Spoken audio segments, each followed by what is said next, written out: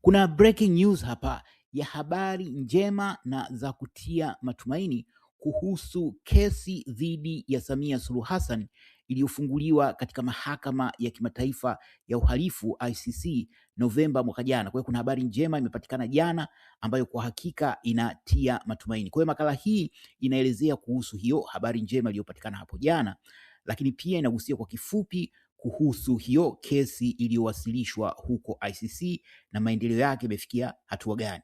Kwa hiyo jana Februari 14 ya mwaka huu 2026, siku ya wapendanao hiyo, kuna habari njema sana zimepatikana kwa Watanzania wenye kiu ya kujua kuhusu mwenendo wa kesi iliyofunguliwa dhidi ya Samia Suluhu Hassan katika mahakama ya kimataifa ya uhalifu yani ICC.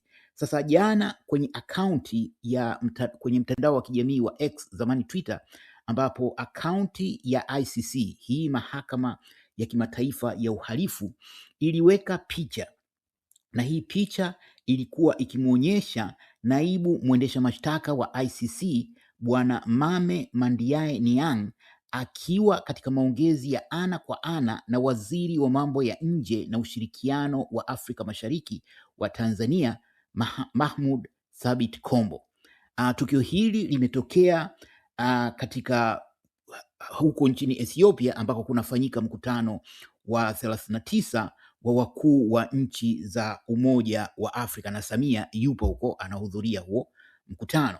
Kwa hiyo hizi habari sio uzushi, zipo katika account ya ICC kwenye mtandao wa kijamii wa X, zamani Twitter. Kwa hiyo ni taarifa rasmi ya mahakama ya kimataifa ya uhalifu, na hii si habari ndogo, na kwa hakika ni habari ya kutia matumaini, hasa ikizingatiwa kwamba hapa katikati kumekuwa na jitihada kubwa sana za kufanya upotoshaji kuhusiana na hii kesi iliyowasilishwa huko ICC.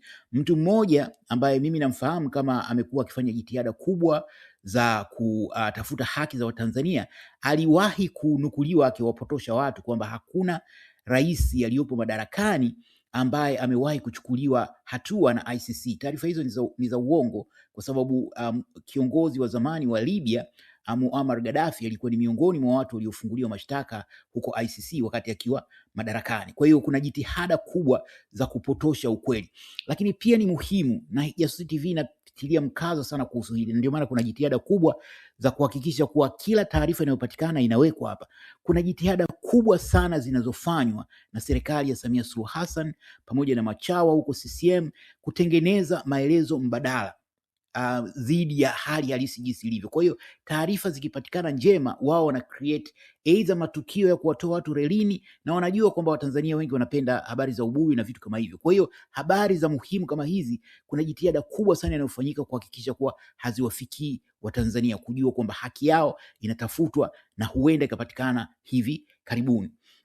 Kwa hiyo katika picha hiyo ni muhimu kufahamu kwamba imetokea ni tukio halisi la huyu naibu mwendesha mashtaka wa ICC kukutana na kiongozi mwandamizi wa serikali ya Tanzania. Na kwa utaratibu wao, hawa watu wa ICC huwa wanakutana na watendaji wa serikali husika kama kuna kesi imefunguliwa dhidi ya taifa. Kwa hiyo mara nyingi si kama watakwenda kukutana na mtuhumiwa halisi, yani kwenda kukutana kwa mfano hapa na Samia, bali watakutana na baadhi ya viongozi watendaji waandamizi wa serikali ya Tanzania kama ilivyojiri hapo jana.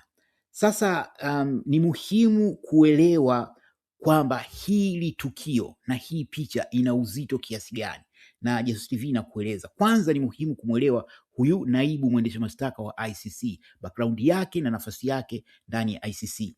Huyu jamaa ni raia wa Senegal, ni mwanasheria mkongwe mwenye uzoefu wa zaidi ya miaka 34 katika mfumo wa kimahakama za kimataifa.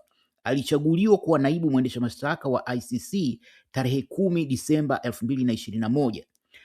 Kabla ya hapo alikuwa jaji katika mahakama ya kimataifa ya makosa ya jinai ya Rwanda, na amefanya kazi katika taasisi mbalimbali za Umoja wa Mataifa. Lakini kingine kinachoongeza uzito wa yeye huyu bwana kuwepo, Bwana Niang, ni ukweli kwamba Novemba 13 mwaka jana kuna dozia iliwasilishwa kwa ICC. Dozia ni taarifa zenye ukweli au tuhuma kuhusu jambo husika. Kwa hiyo dozi iliyowasilishwa ICC hiyo Novemba 13 mwaka jana ilikuwa ikieleza tuhuma dhidi ya Samia Suluhu Hassan kuhusiana hasa na yaliyojiri kuanzia Oktoba 29 mwaka 2025, lakini hii ilikwenda mbali zaidi kuangalia pia matukio mbalimbali kama unyanyasaji uliofanywa dhidi ya Wamasai, matukio mbalimbali ya utekaji, japo msingi hasa wa hii submission au hii dozia ilikuwa ni kuhusu matukio ya kuanzia Oktoba 29 na kuendelea, ambapo kwa mujibu wa takwimu idadi ya waliouawa ni zaidi ya Watanzania 10,000 na hii figa imetolewa katika hii dozia. Kwa hiyo hao wameeleza kwamba takriban Watanzania 10,000 wameuawa kuanzia hiyo Oktoba 29. Kwa hiyo katika hii dozi ya ukurasa wa kwanza unaonyesha bayana kwamba dozi hiyo iwasilishwe kwa watu wawili ambao ni maafisa watendaji wa ICC. Mmoja ni Mrs.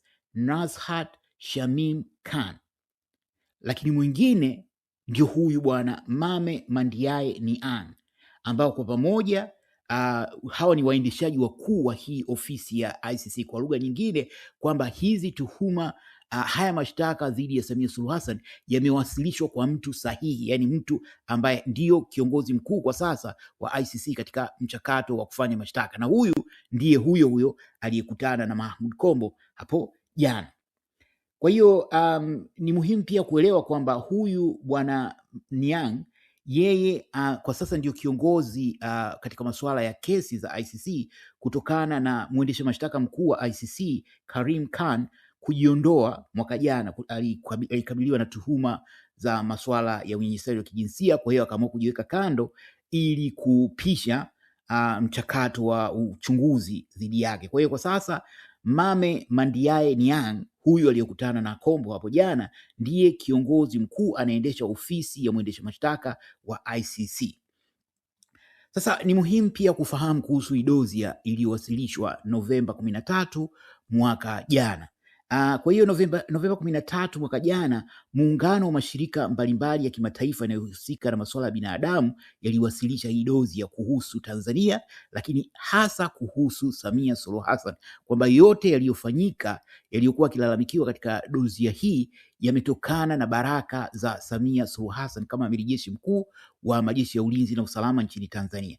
Taasisi zilizowasilisha dozi hiyo zilikuwa ni pamoja na sehemu ya haki za binadamu ya chama cha mawakili cha Madrid cha Hispania, taasisi ya haki za binadamu ya jumuiya ya wanasheria duniani, taasisi inayoitwa Intel Watch ya Afrika Kusini. Hii inajihusisha na kuangalia mienendo ya idara za usalama wa taifa barani Afrika, pamoja na Profesa Harold Bartot Triana, ambao waliwasilisha dozi yenye kurasa 82 mbele ya ofisi ya mwendesha mashtaka wa ICC kwa kutumia kifungu cha 15(2) cha mkataba wa Roma.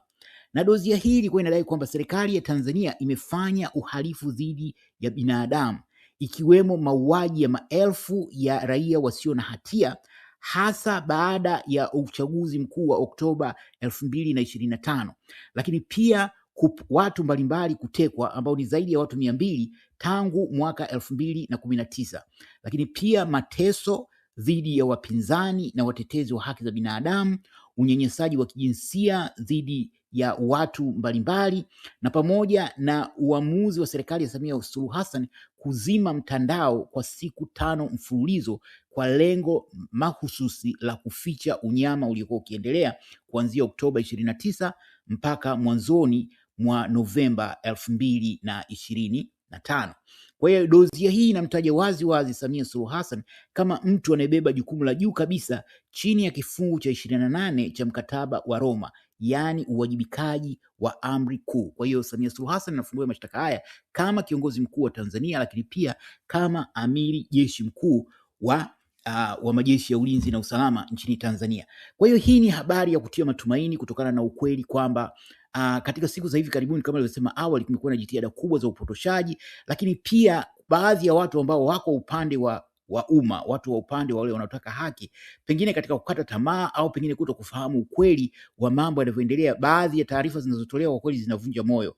Nakumbuka kuna wakati nilisikiliza mtu mmoja akieleza hiyo taarifa kwamba hakuna kiongozi aliyeko madarakani ambaye amechukuliwa hatua, lakini wengine wadai kwamba mchakato wa kuchukua hatua ni mrefu. Kitu kimoja cha muhimu cha kuzingatia kwamba kwa nini kesi hii itaanza mapema, mchakato wa kesi utaanza mapema, ni kutokana na ukweli kwamba idadi ya waliouawa ni kubwa sana, tena katika muda mfupi, kwa maana ya kwamba takriban watu 10,000 kwa mujibu wa takwimu zilizopo waliuawa katika kipindi kifupi tu cha kuanzia Oktoba 29 mpaka pengine mwishoni wa mwezi Novemba, kwa sababu hicho ndio kipindi ambacho idadi kubwa sana ya watu waliuawa. Kwa hiyo idadi kubwa ya watu ni moja ya vitu vitakavyofanya kesi hii isikilizwe mapema, japo kwa kawaida mchakato unachukua muda mrefu. Lakini kingine cha muhimu ni aina ya ushahidi, kwamba licha ya serikali ya Samia Suluhu Hassan kuzima mtandao, kulipatikana ushahidi mwingi sana, na ushahidi umefanikiwa kukusanywa na kuwasilishwa ICC. Kwa hiyo matarajio ni kwamba tutapata habari njema kuhusiana na kesi hivi karibuni, na hii